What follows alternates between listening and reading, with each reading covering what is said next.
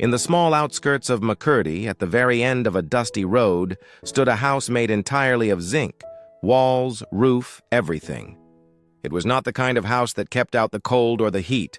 When the sun burned, it was an oven, and when the rain fell, it was a drum of noise. But to the Oko family, it was home.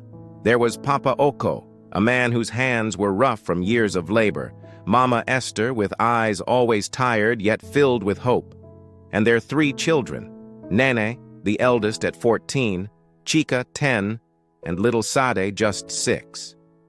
Every time the clouds darkened, fear ran through the family like a whisper. The zinc house trembled at the first growl of thunder. The rain would come heavy, fierce and angry, hammering on the roof like stones. And whenever the wind began to scream, Papa Oko would stand up, his face set with quiet determination. "Hold tight," he would say. He'd climb onto a stool, pressing his hands hard against the edge of the roof as the wind tried to lift it away. The zinc would rattle and shake, threatening to fly off. Mama Esther would grab his waist, and the children, trembling wide-eyed, would hold onto their father's legs. It became a ritual of survival, the storm, the shaking, and the holding. Sometimes the water would find its way in, dripping from 1,000 tiny holes. They would push buckets and basins around, trying to catch the leaks. When the thunder roared, Sade would cry and hide her face in her mother's wrapper. Yet even in that chaos, Papa Oko would say, "We will not fall apart.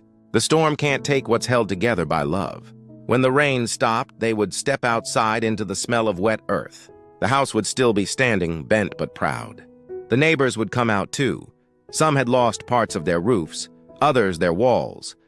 But everyone knew the Okos had the weakest house. Still, somehow it always survived. Papa Oko worked as a bricklayer during the dry season, but when jobs were few, he sold firewood. He often said, "One day I'll build a house of blocks, even if it's just one room." Years passed, and the storms kept coming, but so did their strength. Nene, determined to change their story, studied under the flicker of a lantern every night. She refused to let poverty define her. The first house she ever built was not for a client. It was for her family.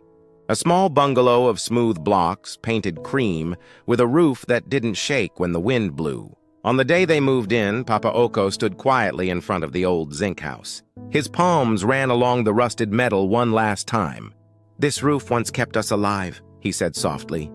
Then he turned, smiling through tears, and entered the new home his daughter built, a house that would never need anyone to hold it down again. And when the storms came, the Oko family would listen to the rain from their solid walls, remembering the nights when love was the only thing stronger than the wind.